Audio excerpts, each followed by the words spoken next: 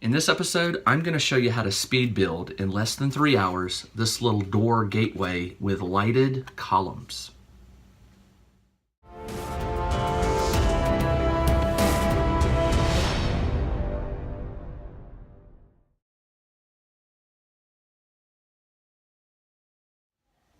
Hey everybody, welcome to another episode of Game Terrain Engineering. I'm DM Jim, and I do apologize. I'm a little late this week in getting a video out.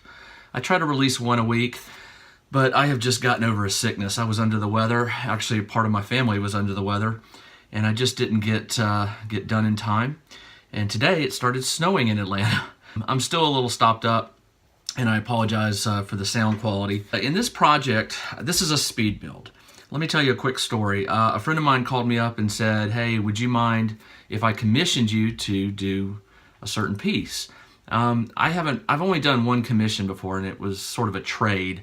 It's not something I regularly do, but he was willing to pay, and when he described what he wanted, I almost said no. He gave me a day and a half to do it. It needed to have some electronics. He wanted some lighting effect on it. You know, I was kind of, like I said, I was sick, and I wasn't quite sure if I could do it, but my last video I showed you how to make columns very quickly. He wanted an arched doorway with columns on the side and some basic lighting effects, and so I told him I'd try it. He knew I was sick, so he wasn't putting any pressure on me, but he needed it quick. So what I'm getting ready to show you are the steps to create this. This is an entryway doorway with two columns. These light up. Okay, got it. And they flicker. Sorry for the flare there. You can't really tell in this light, but they do flicker. And in the video, I'll show you how I got that effect. But it's on the bottom, I've taped up I cut out some space for the wires to run, and I've also got access to the on-off switch right here. So I can turn these off, they're no longer on. I wish I had more time because I really wanted the doors to open and close, but they do not. I may redo this a little differently, take my time on it, and do the doors this time where they open. Beside the point, I'm feeling much better, and I was able to get this done in time. There are some things, you're always, I don't know about you, but whenever I make something, I always start spotting things I could have done better. But again, I was given a day and a half. Excuse me, I only had, a few hours actually. This whole thing was done in less than 2.5 hours. I kept track of my time. Most of it is done with a blade and a knife. I did cut the doorway with a Proxon and some of the columns, and you'll see that. But all of this can be done without a Proxon wire cutter or any kind of foam wire cutter. You can totally make this with just a blade and a knife. Now I will tell you, carving all this mess out to hide the wiring, I did use a hot wire thing. You could do it with a knife, but you might want to come up with some better way to do this. But anyway, enough talk. Let's get to the project. And one more thing, because I was coughing like I'm doing now, I have decided to narrate over the video instead of, normally I like to talk and record while I'm actually working, but in this case I'm going to string the videos along, and I'm going to do a voiceover to tell you what you're seeing, and I do apologize for that. So let's get to the project and see how to make this. I started out the project by just cutting some chipboard. It's 1.5 inches by 6 inches. And then I marked off 1.5 inch squares on the left and right side, which left a 3-inch gap in the middle. I divided that into 1/2 inch segments and then cut out the entire thing. You'll notice that when I cut out the top and bottom 1/2 inch, leaving this sort of odd looking shape here. And then I also go and cut out a small square from each of the ends. You don't have to be exact, just this is to allow wires later. Okay, all I'm doing now is simply gluing it down to 1/4 inch foam. I glued it on first with hot glue, and then I just used my razor to trace the edges of the chipboard to cut out the outline and the squares.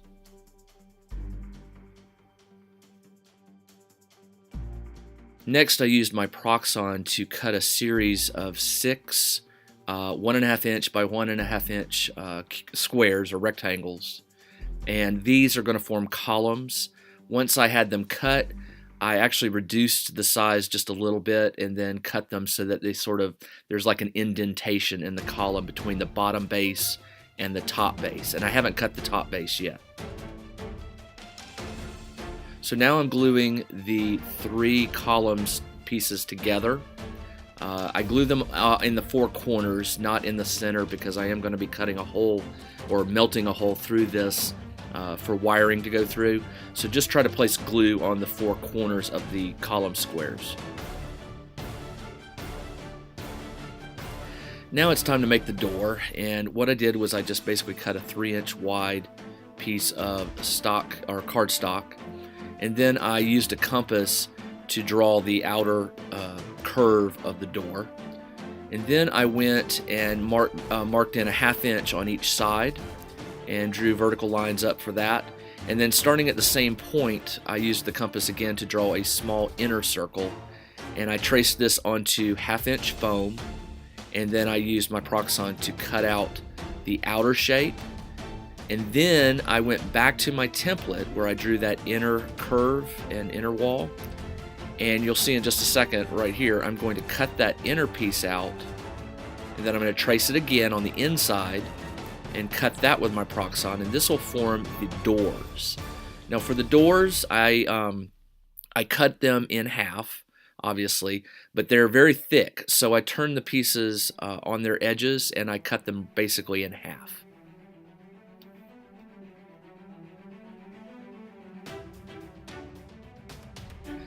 Now you'll notice here that the curved archway does not fit inside. I must have made a miscalculation somewhere, but this was an easy fix. I just used the Proxxon to trim off a little bit of the left stack of columns and the right stack of columns.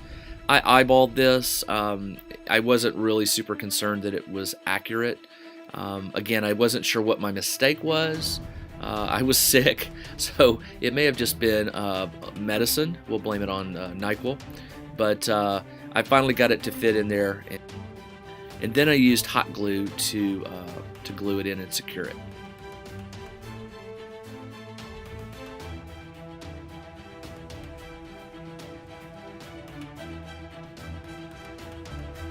I test fit the doors and had to trim them just a little bit so that they fit inside again. Okay, here what you're seeing me do is cut the top plates of the columns. I cut them the same size as the bottom base, and then I had to trim out a little, like a little section so that it would fit around the archway. You'll see right here I'm fitting them in. See how I did that? And then here's the second one. I fit it, cut out the little notch, and then stick it in, and then of course I glued them on with some tacky glue. Notice I'm gluing them in the 4 corners again, not in the center of the piece.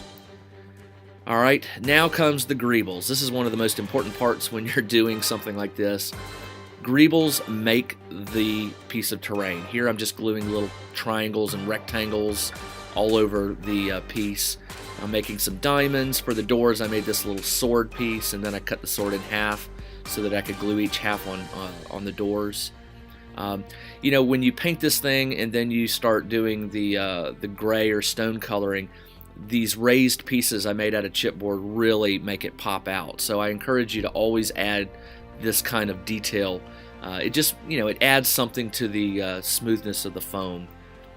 Here I've got all the greebles glued on, and what I'm doing here, I was coughing my head off. I was showing you how I used 2 tea lights. I removed the LED, and the LED was a flickering LED, a yellow LED. Now I'm using green lights for this project. So what I did was anytime you add in a flickering LED in series with a standard LED, the standard LED will start to flicker. So what you're going to see in just a moment, and this is me testing the battery case out, it uses 2 coin batteries to power all 3 LEDs. I'm just basically going to solder these in a big loop. Right here I'm soldering the battery case to the little LED, the flickering LED, and then I solder on the 2 non-flickering green LEDs, and again it makes a big circuit, everything's in series, and then when you turn it on, the flickering of the yellow LED will cause the green LEDs to flicker as well.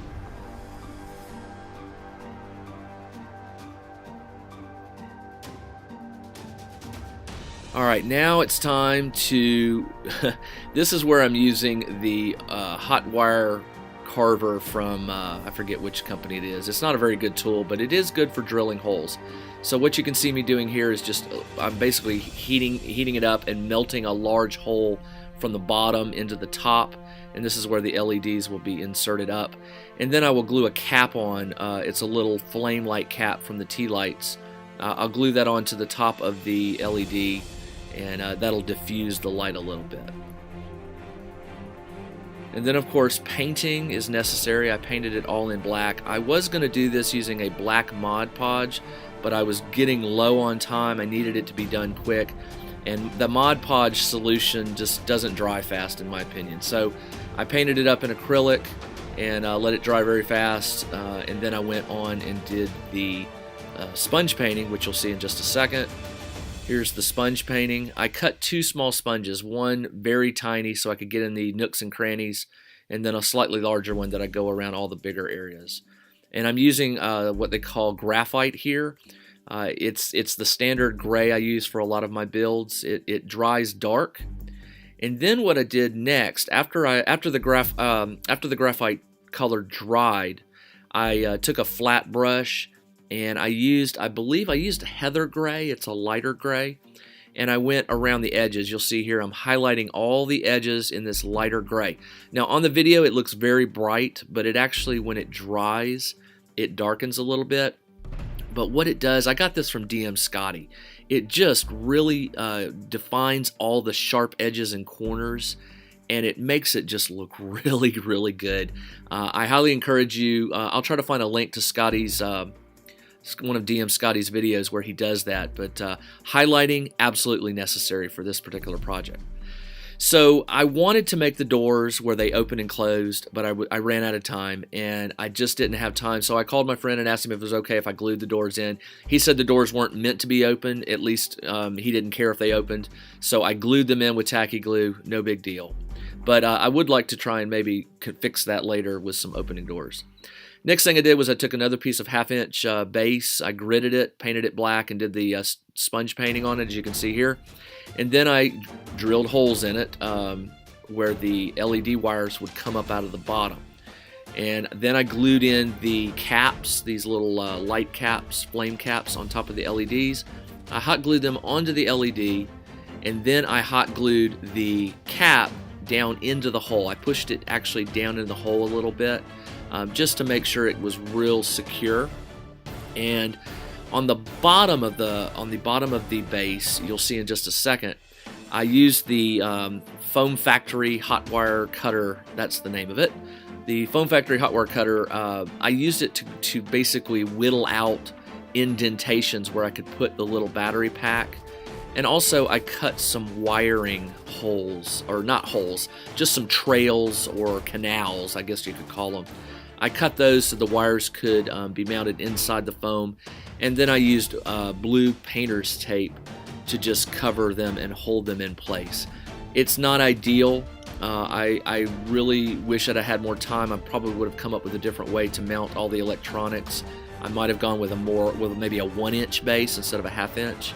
But as you can see here, the wires are all mounted flush so that the thing sits totally flat on the surface. And that's it. That's how you make this little item right here. You could choose to forego the base here.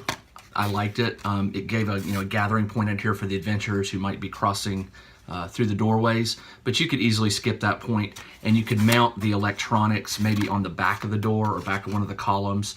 This would be, the front would be to your players, the back would be to you, but you could also just mount this on a thicker one piece of foam maybe, and just build the foam hollow on the inside with 4 walls, and this would sit on it, maybe add a staircase.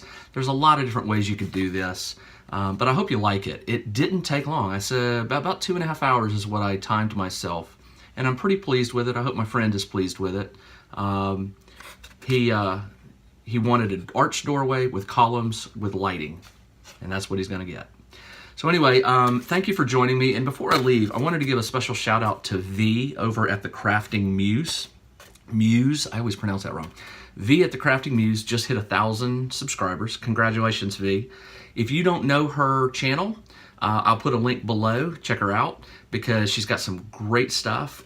She is another one of these YouTubers who is making crafting terrain that I've found, and her stuff is outstanding. I think you'll really like it. So again, congrats, V, on the 1,000. I definitely enjoy watching your videos, and I hope you'll keep making them. So anyway, this is DM Jim, and I will see you in the next episode.